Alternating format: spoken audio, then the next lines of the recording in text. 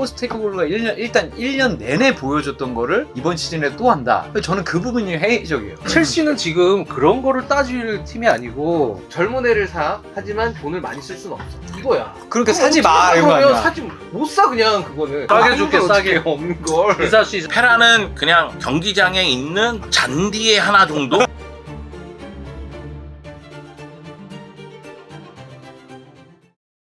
짠할 시작할시 오랜만입니다. 아, 오랜만입니다.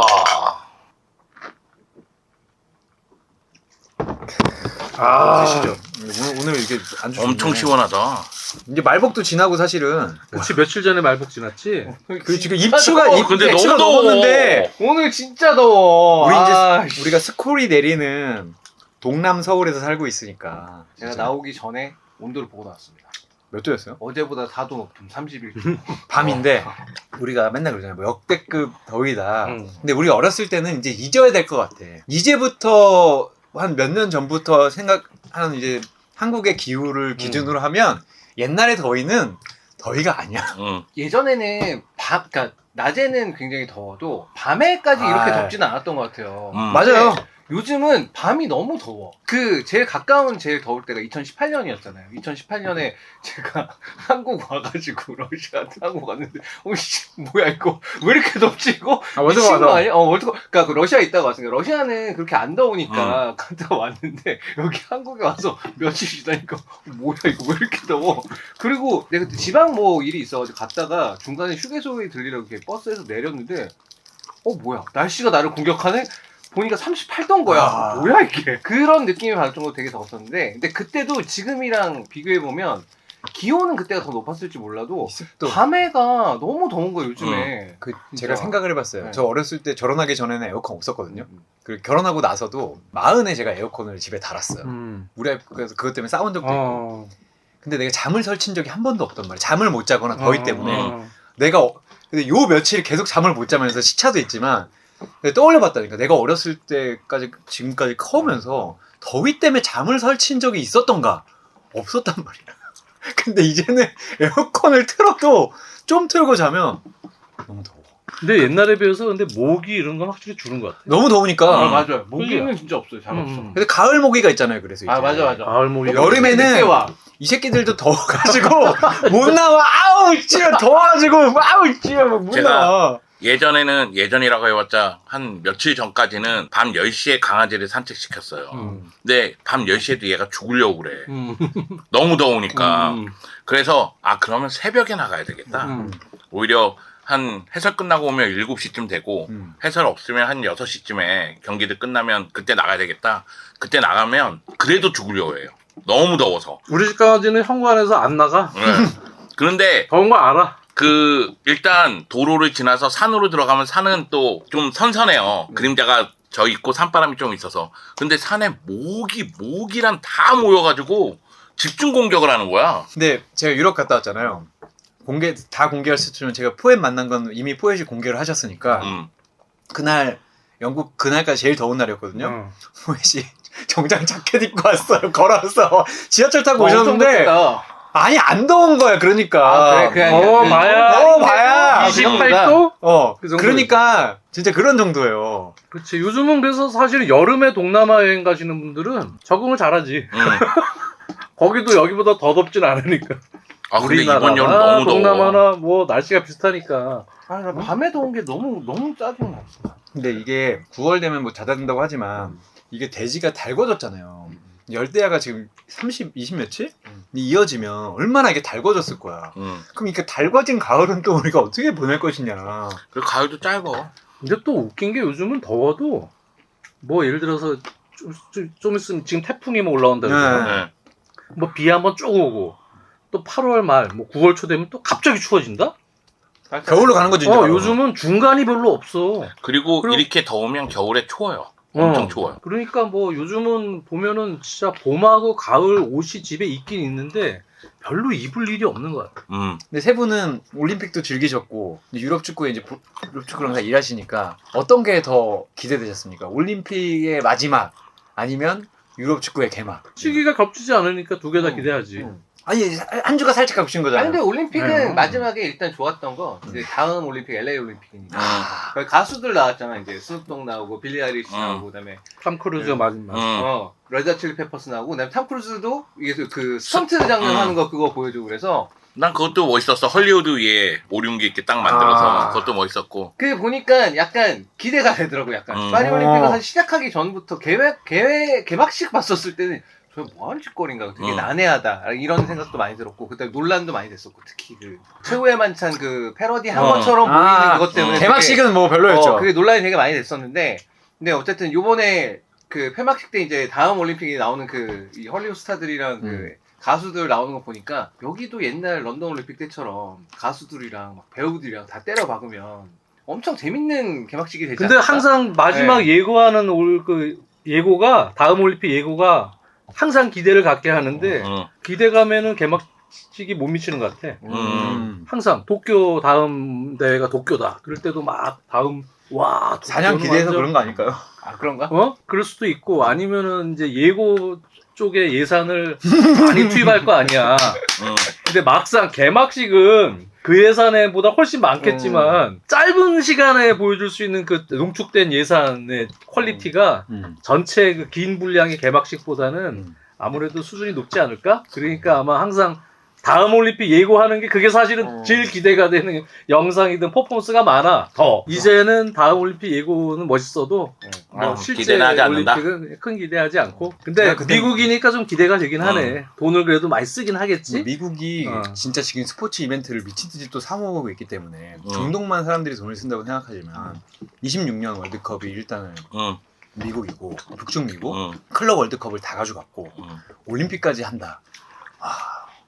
왜 이렇게 드래곤볼을 모으는 것인가 또 이분들이. 근데 또 미국이니까 그런 거 할 수 있지. 근데 미국이 근데 스포츠로 상업화시키는 능력이 워낙 뛰어나고 경험들이 많아서 분명히 아마 올림픽 다음 올림픽도 조금 이제 상업적으로 많이 변하지 않을까. 프리미어 리그도 봐봐. 지금 특히 더 그런 것 같아. 한 7, 8년 사이에 뭐 여러 펀드들, 컨소시엄 뭐 미국 자본들이 엄청 많이 들어와서 지금 거의 절반이 미국 자본이 들어와 있거든. 거의 그럴 거야. 아스날, 첼시, 팰리스, 맨유, 빌라, 많아요. 뭐 진짜 많아요. 본머스, 뭐 엄청 많아. 미국 자본이 들어가 있어 이미 구단 운영을 하는 게. 그래서 제가 알파고님하고 방송 찍을 때 스포츠 워싱 그런 거니까 그거 서구 애들이 만든 거고요. 저도 조사해 갔을 때 이미 2016년에 EPL 구단은 50몇 %가 외국 자본이었어. 그치. 근데 왜 여기는 워싱이라고 안 하고 얘들이 한두 팀 들어오면 워싱이라고 하냐? 얘들도 미국 애들도 여기 와서 엄청 돈 쓰는데. 근데 어쨌든 요는 미국 애들이 진짜 돈을 많이 쓰긴 하고 스포츠에 어쨌든 이제 나 리그 다 개막했잖아요. 주목하는 경기는 이강인이 잘하더라 확실히. 음바페가 없어진 그러니까 파리세자르맹 우승은 못할 거라고 생각은 안 했는데 어떤 모습일지 궁금했는데 이강인이 진짜 잘하더라. 그리고 제가 포획 감독이 얘기한 건데 다 내용 공개했습니다. 포획 감독이 이강인 얘기 되게 많이 했어요. 실제로. 근데 이강인이 그 모습을 보여줬어. 그래서 그게 되게 신기했던 기억이 있는데 형들은 어쨌든 다 리그마다 중계도 하시고 각 팬들이 있잖아. 어떤 경기가 좀 인상 깊으셨어요? 가장 인상 깊었던 거는 첼시하고 맨시티전. 잭슨 보면서 너무 놀랐어요. 놀랄만한 일들이 많은데 잭슨을 보고 제일 놀랐다. 어떤 부분 좀 구체적으로 얘기한다면. 제가 여러 번 얘기하지만 생각하는 사람이 축구를 해야 됩니다. 아무 생각이 없어. 볼 없을 때 움직임도 그렇고 그건 지나치게도 그랬어. 너무 심각한 거야. 그리고 이제 맨시티 같은 경우에는 로드리가 안 나왔는데 코바치치가 드리블을 통해서 탈압박하는 능력은 정말 대단하고 그리고 뭐 중거 슈팅도 대단한 골을 넣었고 친정팀이잖아요 첼시가. 그래서 세레모니 안 하겠다는 제스처도 하고 그런 거 코바치치가 보니까 정말 잘했지. 프리미어리그 경기 중에서는 첼시 맨시티 경기가 재밌지 않았나. 잭슨은 진짜 영주 얘기대로 놀라운 장면들이 몇 장면이 있어. 당연히 지금 이 위치에서 볼을 잡았을 때 끊어 들어가야 이 수비 뒤에 있잖아 잭슨이 끊어 들어가야 되는 움직임을 당연히 가져가야 되는데 서 있어. 그거는 당연히 본능적으로 움직여줘야 되거든. 끊어 들어가로 빈 공간으로. 첼시하고 맨시티 경기 펼쳐지기 하루 전에 바르셀로나 경기를 해설을 했어요. 근데 내가 페란 프레리를 보면서 야 얘는 생각도 없고 진짜 생각도 없고 앞만 보고 달리는 애구나. 그리고 볼 갖고 있으면 뛰지를 못하는구나. 그런 생각이 들었어요. 그런데 첼시하고 맨시티전을 보면서 저기 또 있다. 그것도 눈에 띄는 애가 있다. 또 있는 거예요? 걔보다 더한 애가 있는 거예요. 더하다는 느낌이 들었어요. 그 경기는 네, 더하다는 느낌이 더 강했어요. 왜냐면 이제 잭슨은 더 많이 나오거든. 아 진짜. 페란토레스보다 바르셀로나에서 페란토레스 입지보다 첼시에서의 잭슨의 입지가 좀 더 크지. 아 근데 기본적으로 나는 근데 계속 마레스카 감독이 이제 시행착오를 겪겠지만 그 중앙 미드필더 3명을 동시에 기용하는 벤소, 라비아 그날 경기 라비아가 잘했거든.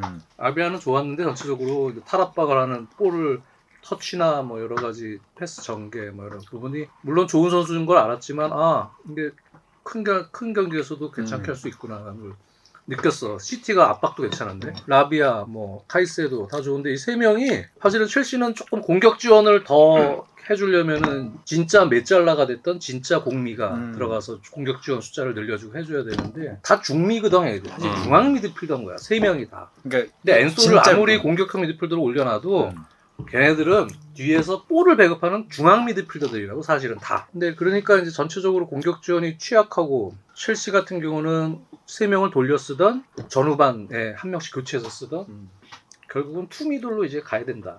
그게 뭐 라비아랑 엔소가 됐던 뭐 이렇게 가야 되고 그리고 나서 그치 은kunku 같은 선수가 공격형 미드필더 역할 겸 공격수 역할을 해야 되고 그리고 결국은 리투나 뭐 콜파머가 사이드에 있고 반대쪽은 콜파머 쪽은 비대칭 운영을 하더라도 파머가 생각보다 낮게 움직이던데 그날 경기에서 그게 약간 다른 지난 시즌이랑 좀 달라진 부분이라고 느껴져서 왜 그랬을까 약간 그 의문이 있긴 해요. 그 의문 왜냐면 어쨌든 지난 시즌 제일 생산력이 좋은 선수였고 골도 엄청 많이 넣고 영향력이 공격적인 부분에서 영향력을 확실히 보여준 선수인데 파머가 특히 강팀하고 할 때 상대 압박 시스템이 좋은 팀하고 할 때는 많이 내려와서 영향 많이 도와주고 원래 올라가. 그거는 이해가 되는데 이제 문제는 시티는 해결할 수 있어야 될 때 해결할 줄 아는 자원들이 있다는 얘기지. 찬스는 비슷하게 오는데 결국 해결해 줄 때 해결을 해줘. 그게 강팀의 요건이지 뭐. 거기에 홀란드라는 선수도 본인이 기어갔을 때 해결을 해줘. 근데 맨시티는 그 힘이 있는 거고 맨체스터시티도 그렇고 이번 라운드 아스날도 그렇고 경기력은 조금 밋밋해. 아직 완전히 팀폼이 올라오지 않았는데 그래도 그걸 이겨낼 수 있는 힘은 거기서 해결해 줄 수 있느냐 마느냐 문제인데 거기에 코바치치 같은 선수가 로드리 없어도 저 엄청난 로드리보다 뭐 그 이상의 활약을 그 경기에선 보여줬잖아. 드리블 진짜 인상적이었어요. 슈팅까지. 거기에 뭐 데브라이너 이런 선수 그대로 있고.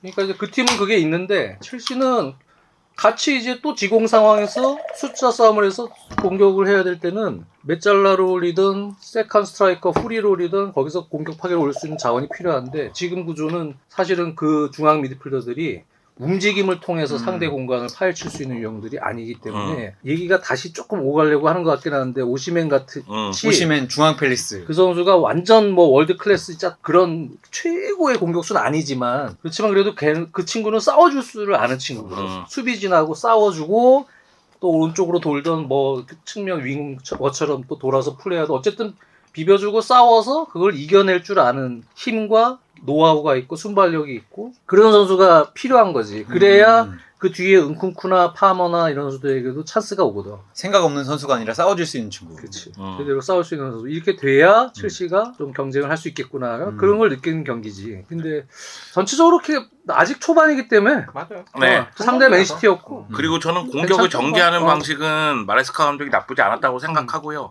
다만 이제 박스 근처에서 왜 이렇게 다들 조급한지. 그러니까 뭔가 연계가 안 되니까 조급하게 플레이를 하려고 하다 보니 제대로 영양가가 떨어지고 뭐 이런 모습이 좀 있어서 안타까웠고 맨시티는 보면서 그래도 팀 전체적인 컨디션이 내려가 있어도 가르디올라 감독은 가르디올라 감독이구나. 뭐 도코하고 사비하고 위치를 바꾸는 모습이라든가 뭐 사비뉴하고 사비뉴 부상당하니까 필포드 나가는 거 들어온다던가 뭐 이런 거 봤을 때 가르디올라 감독은 어떤 경기든 계획을 갖고 나왔구나 이런 느낌은 좀 들었어요. 팀이 아무리 몇 명이 나가도 뭐 훌리안 알바레스가 나가고 뭐 누가 나가도 시티는 확실히 지금 그거를 채우고 있잖아. 다시 어린 선수들도 이렇게 확실하게 스쿼드 뎁스가 얇아도 나가면 다 자기 플레이 해주거든. 니코 루이스 지금 또 너무 잘해. 너무 잘해. 니코 루이스도 성장 속도가 엄청 빨라 그래갖고 또 나가도 거기서 또 성장하는 친구랑 이런 선수들이 또 다시 메워줘서 전력을 그대로 유지해. 거기에 패배 전술은 똑같은 것 같아도 사실은 보면은 계속 진화해. 계속 진화해.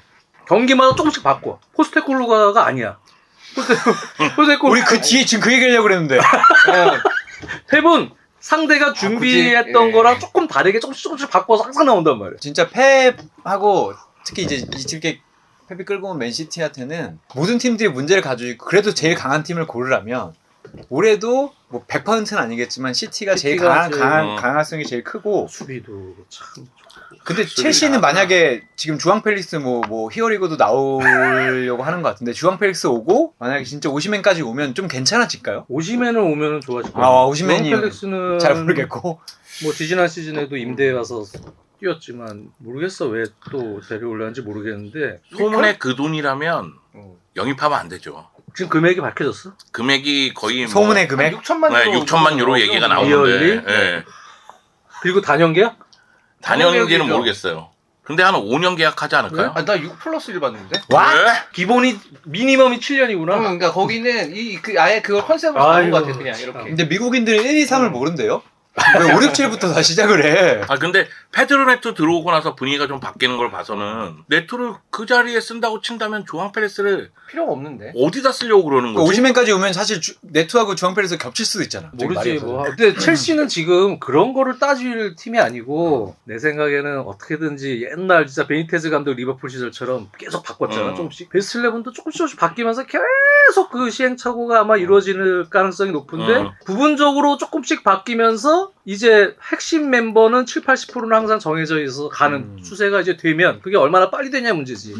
그렇게 되면은 다치지 않은 선수 나오고 그러면 좋은 성적 나올 수는 있지. 선수들이 워낙 좋으니까. 근데 그래도 첼시는 말씀하신 대로 뭔가 변화의 여지가 있고 맨시티 변했는데 아까 살짝 나왔잖아요. 토트넘은 똑같다. 제가 2주 전 왔을 때 포스테코글럼드한테 질문을 할 기회가 있었어요. 제가 VIP 행사에 초청을 받아가지고 그걸 진행하는 분이 제 친구여서 질문할 사람이 필요하다. 나 불러줘. 그래서 질문했는데 그래서 거기가 VIP 행사니까 진짜 놀란 게 레비는 시작 전부터 끝날 때까지 나 같은 사람한테도 와서 인사를 내가 딱 봐도 돈이 없게 생겼잖아요. 역시 프로페셔널. 역시 프로페셔널이야.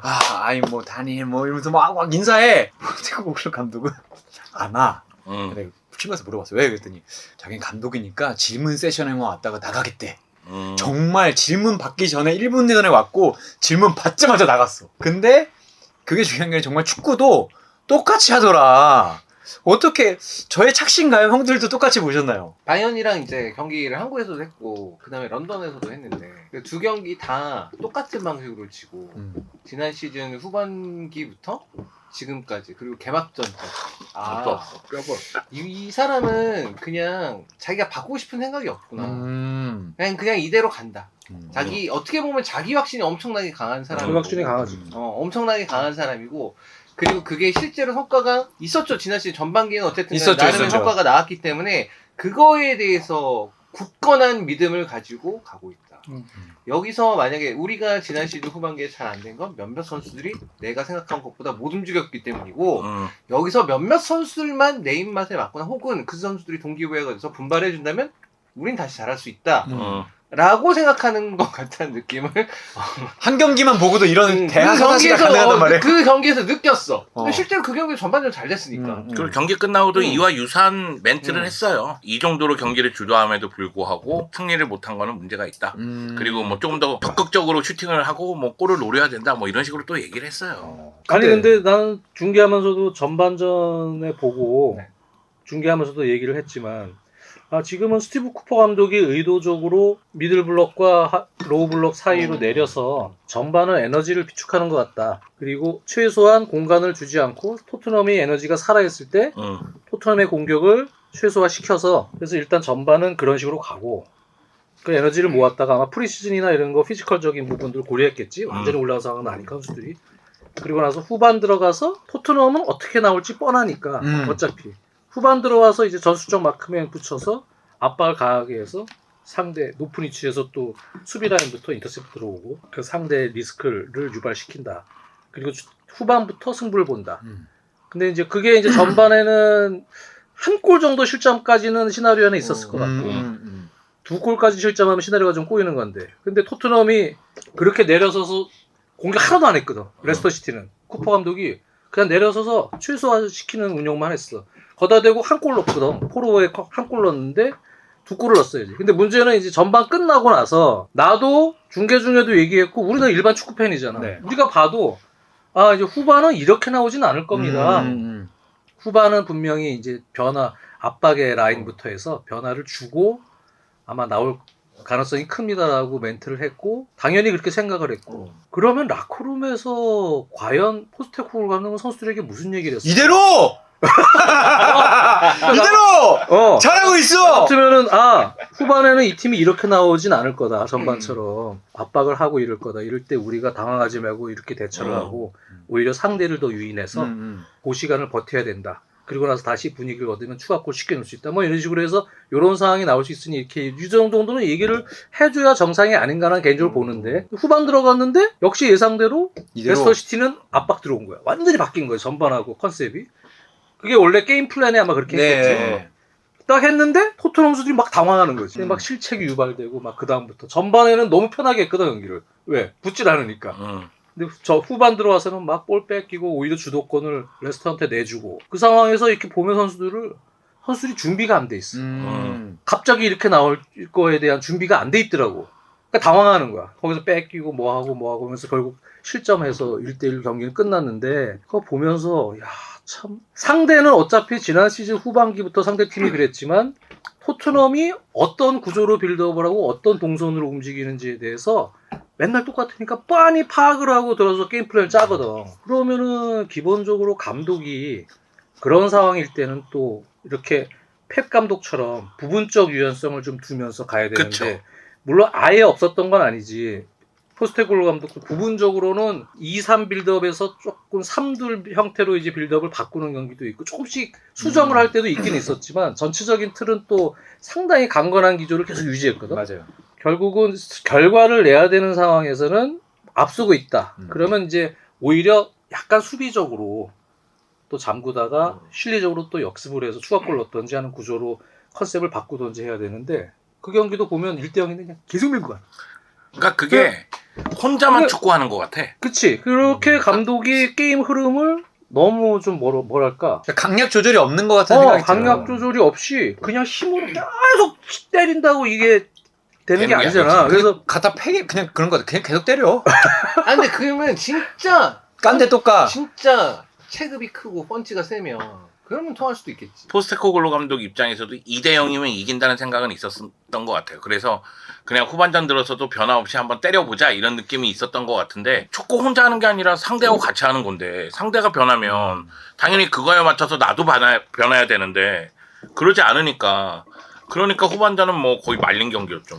그러니까 결국은 이제 본인한테 뭔가 위기가 오면 충격적으로 위기가 왔다고 생각이 들 때 바꿀 수 있는 신조 아닌가. 신념이 그 정도 강한 거지. 본인의 철학에 대한. 포스테코글루가 일단 1년 내내 보여줬던 거를 이번 시즌에 또 한다. 저는 그 부분이 회의적이에요. 그러니까 아주 못하진 않겠지만 토트넘이 뭐 손흥민도 있고 좋은 선수들이 있으니까. 근데 이제는 파해법들이 한 70점에서 시작할 거다. 그치. 그러니까 그거지. 자기 게임을 잘하는 건 중요해. 그걸 자기 게임을 성숙시키고 무르익게 만드는 건 중요한데 그것만큼 중요한 것이 상대에 대한 맞아요. 대응이거든. 아니 게임 플랜을 짜고 요렇게만 해. 그거 사실은 그거는 제일 쉬운 거야. 네, 어떻게 맞아요. 보면 게임 중에나 아니면은 상대방이 어떤 시나리오로 들어올지에 미리 예측된 행위를 선수들에게 전달한다든지 중간중간에 응용할 수 있는 게 사실은 감독의 되게 중요한 능력 중에 하나인데 내가 보면은 그게 좀 부족하다. 포스테코글루 감독은 글쎄 그런 능력이 갑자기 확 나올 것 같진 않고 그러면 뭐가 그 다음에는 차선책은 뭐냐? 그러면 플랜 A 말고 플랜 B나 플랜 C를 준비를 하라는 얘기지. 대응력이 떨어지니까. 그래서 상황에 맞게 이렇게 변화는 줄 수 있어야 된다. 게임 플랜을 짜는 데 있어서 그냥 처음에 들어가기 전에 게임 플랜이지. 경기 중에 대응력이 좋지 않다면 그런 좀 느낌? 근데 손흥민은 어쨌든 이제 골이 없었으니까. 근데 나는 이렇게 되다 보면 우리는 뭐 손흥민을 안 볼 수 없으니까 손흥민의 부담이 늘어나는 게 아닌가. 어쨌든 간에 에이스니까 골을 넣어줘야 되는데. 컵도 있고 또 주장이기도 하고 여러 가지로 어쨌든 간에 팀의 성적이 안 좋으면 책임감을 많이 느낄 수밖에 없는. 이제 한 경기 했으니까.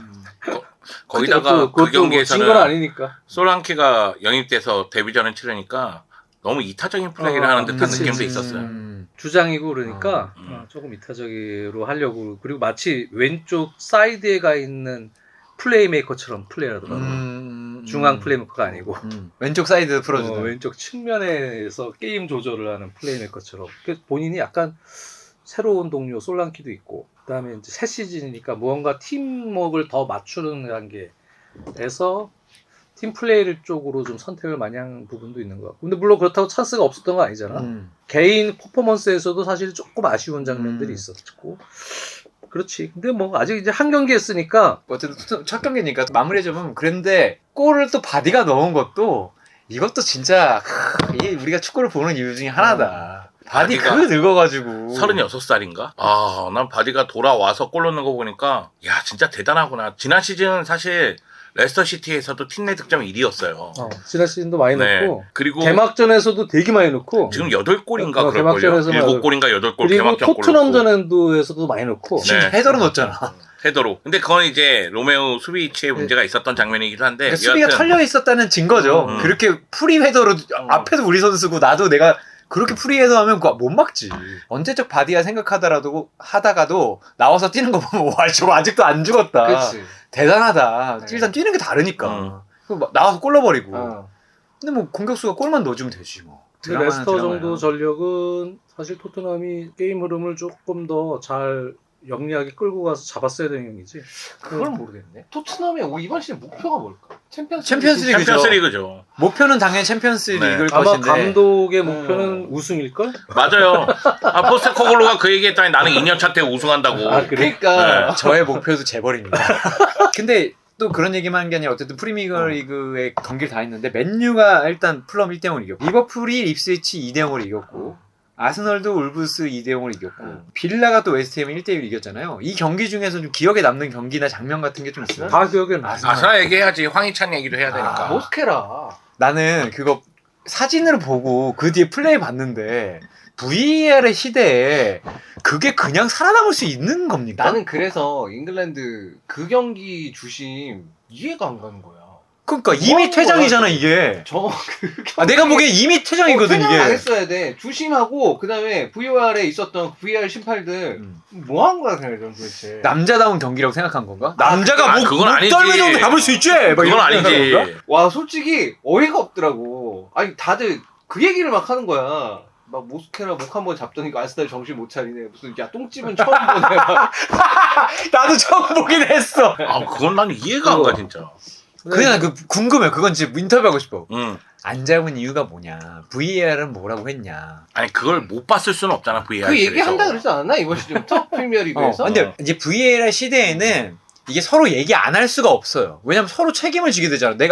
너는 왜 그거 나한테 얘기 안 해줬어? 너는 왜 못 봤어? 이게 되기 때문에 무조건 봤어 그거. 아니 당연히 그 안에서 계속 보고 있으니까. 아 그리고 봤을 항의도 했지. 그 건데 목 잡혔을 때는 뭐 이러고도 했는데 그냥 그걸 넘어가는 게 이게 그 전행위가 먼저 그 네. 선행위가 있었기 때문에 이렇게 한 그런 걸로 처리를 하고 그러니까 뭐 하베르츠가 좀 잡았다고 이제 그렇게 한 것 같긴 그랬는데 한데. 보복은 무조건 아니, 퇴장이잖아요. 근데 오히려. 하베르츠는 그렇다고 쳐.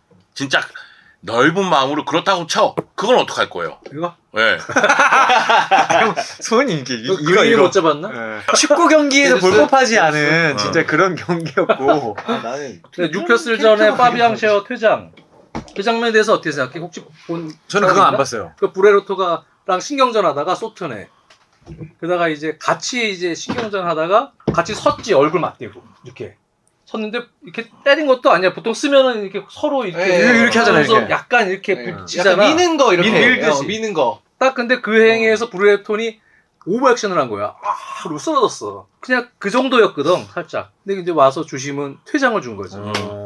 그래 그것 때문에 이제 뉴캐슬이 계속 이제 버틴 상황에서 상대가 실책하는 바람에 그거 골을 하나 넣었거든, 조엘링턴이. 그래서 1대0으로 이기긴 했어. 근데 그 상황도 나는 저거는 파비앙 셰어 쪽으로만 퇴장을 주기에는 그지? 약간 줄 거면 같이 옐로카드 주던가. 그러니까 이것도 사실 VAR에서 보면 되거든. 어. 봐서 이제 얘기를 해주면 주심이 그걸 보고 한 번만 리뷰만 해도 그건 확인할 수 있는 장면이다. 봐도 이제 그런 판단을 이제 하는 경우들이 있는데 물론 뭐 할 수 있다고 생각해. 근데 조금 난 그 개인적으로는 좀 애매해. 근데 잉글랜드 심판들은 자기가 봤던 거라거나 안 봤던 거에 대해서 여기서 얘기하는 거는 거의 고려를 안 하는 것 같아요. 아니, 내가 봤으니까 퇴장이야. 그럼 약간 뭐 잉글랜드 심판들이 그게 제일 심한 거. 심하죠. 내가 다른- 그러니까 건의에 대한 게 되게 심한 것 같아. 근데 우리가 이제 잉글랜드 그치. 심판들한테 너무 시간을 많이 할애했는데 맞아. 사실 이제 인테르도 할 말이 많은데 인테르요? 어. 아니 뭐 할 말 없어요. 돈이 없었을 뿐이다. 아니 저는 인테르는 무승부를 거뒀습니다.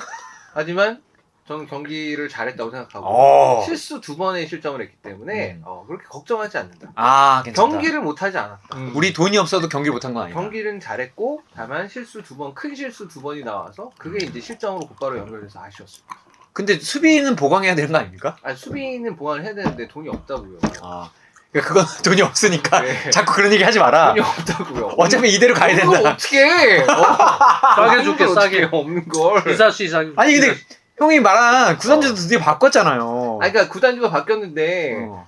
그 미국 놈 이들 얘네 미국이어서 축구를 몰라. 어. 네. 옛날에 있던 저기 애들 그 돈 많은 수닝은 그냥 헛돈을 써서 그렇지 어쨌든 간에. 그다음에 뭐 어쨌든 돈을 축구를 모르진 않았다 그렇게. 그다음에 돈이 없는 수닝은 그래도 그 자개로 알아서 사오세요. 그거는 해줬어. 지금 오크트리는 젊은 애를 사 하지만 돈을 많이 쓸 수는 없어. 이거야. 그러니까 그럼 사지 어떻게 마 하냐, 이런 거 그러면 아니야. 사지 못 사 그냥 그거는. 그다음에 자유계약은 나이 많으니까 안 돼. 젊은 애만 사야 돼. 근데 돈은 없어. 왜 미국 친구들은 왜 이렇게 젊은 애에 집착하는 거예요? 아니 근데 그게 사실은 그게 맞긴 맞죠. 젊은 애들은 어쨌든 실패는 했다도 팔 수는 있어. 근데 그러면 사와야지 좋은 애들을. 그러니까 그게 잘 들어봐. 돈이 없잖아. 여긴 돈이 있어. 최신은. 아 여기 돈이 있어. 최신 돈이 있어. 없어. 여긴 돈이 있으니까 그런 어쨌든 다 갚아야 간에 되는 돈 거야. 좀 써서 어쨌든 젊은 애들 데려와. 근데 여긴 돈이 없으니까 돈을 안 쓰고 어린애. 그럼 뭐 거의 도박하는 심정으로 진짜 이 복권 긁는 로또 긁는 심정으로 데려놓을 수밖에 없어요. 그래서 올 시즌 전망은 어떻게 보십니까? 첫 우승. 경기 뭐 그래도 우승. 우승 경쟁해야? 우리가 돈은 없지만. 그럼. 지금 이제 지난 시즌 우승했는데. 그럼 아니 근데 디펜딩 내가 챔피언인데. 근데 그 못다의 유벤투스를 보니까 물론 상대가 승격팀 꼬모였지만 축구 경기 잘하던데. 아 그러니까 유벤투스는 잘했어요. 음. 잘했는데 그게 어쨌든 간에 그 꼬모랑 상대 경기를 했기 때문에 이번 시즌에 이제 승격팀들 이제 경기를 해서 라치오도 경기 잘했고 유벤투스도 경기를 잘했는데 둘 다 승격팀들 베네치아랑 꼬모랑 경기를 했기 때문에 이게 실제로 이제 계속 쭉 이어질 것이다라고 보기는 어렵겠으나 근데 이제 그건 있죠. 어쨌든 알레그리 감독이 했던 스타일에 비해서는 훨씬 더 역동적이 됐고 그 몇 경기 정도 그렇게 잘하면 못다가 괜찮다고 평가를 해야 되나? 10경기? 10경기까지는 아니고 한 대여섯 경기만 보면 대충 틀어나올 틀어나올 거야. 이번 시즌 지금 이제 당장 첫 경기 운영하는 것도 물론 이제 팀과 팀의 전력차가 있으니까 비교하기는 어렵겠지만 어쨌든 오른쪽에 이제 캄비아소 같은 선수들을 가운데로 집어넣어서 미드필더 플레이, 인버티드 풀백 형태로 이제 미드필드 플레이를 시키고 그다음에 일디디 같은 선수가 활약할 수 있는 여지를 좀 많이 만들어 주는 것들, 그걸로 인해서 이제 좌우의 이제 측면 쪽의 공간들을 좀 만들어내는 거 이런 것들은 굉장히 좋았고 그 다음에 이제 블라우비치는 그런 걸 놓치면 안 된다. 걔는 그 통짜를 하나 날려먹었기 때문에 그런 거 놓치면 안 된다. 그런 부분만 해결이 된다면 꽤 괜찮은 플레이를 기대할 수 있다. 근데 콘테님은 왜 베로나한테 그렇게 연대상으로 팔린 겁니까? 팀이 안 만들어졌기 때문에. 아직 혀가 길어. 근데 뭐 아니 저는 미안하다 그랬어요. 미안하다 그랬어. 팬들한테 미안하다 그랬고 나폴리는 물론 이제 그 생각을 해야 되는데 어떻게든 간에 오시맨이 팔려야 돼요. 오시맨이 팔려야 그 다음에 뭐가 다 돼. 오시맨을 팔고 루카쿠를 사오고.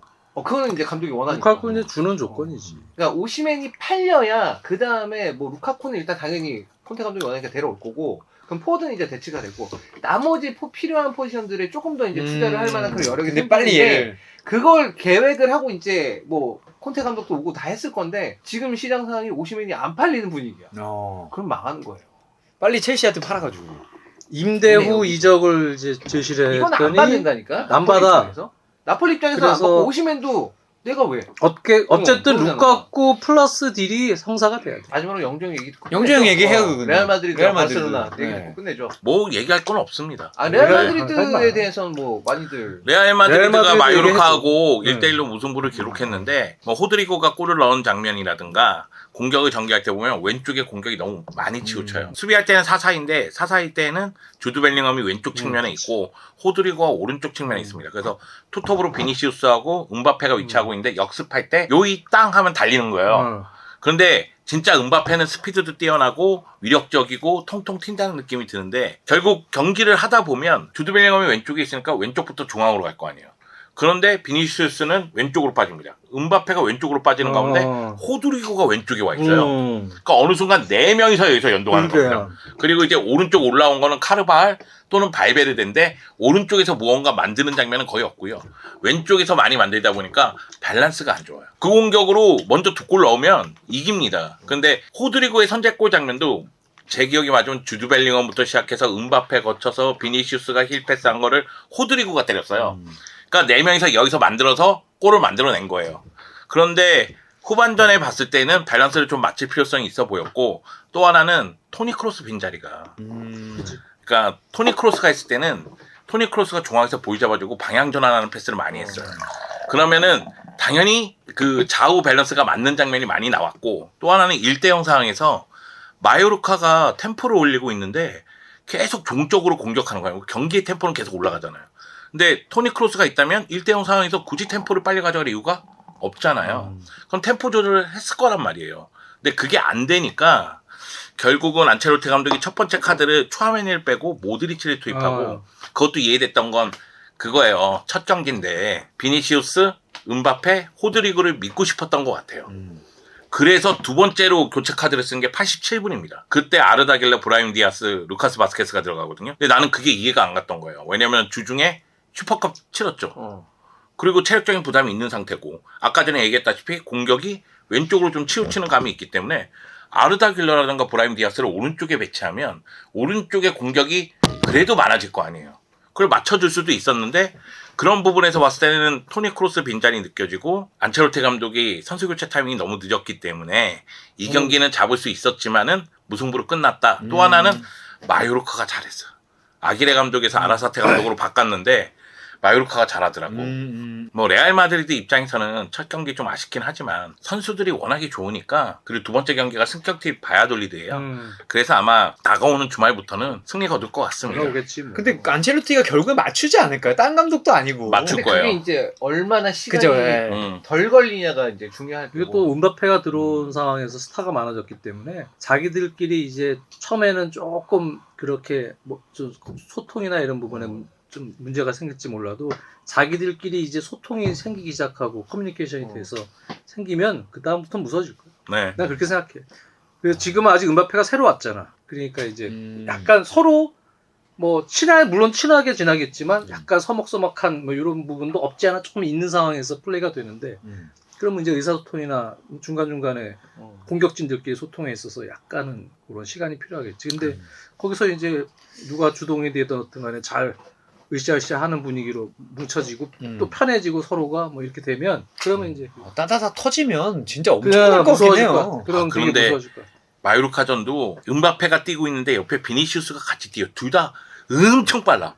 그냥 보는 순간 무서워요. 그리고 그 주드 벨링엄, 발베르데, 음바페, 호드리고, 비니시우스 박스 안쪽에서 패스를 한 8번, 9번 돌리는 장면이 있거든요.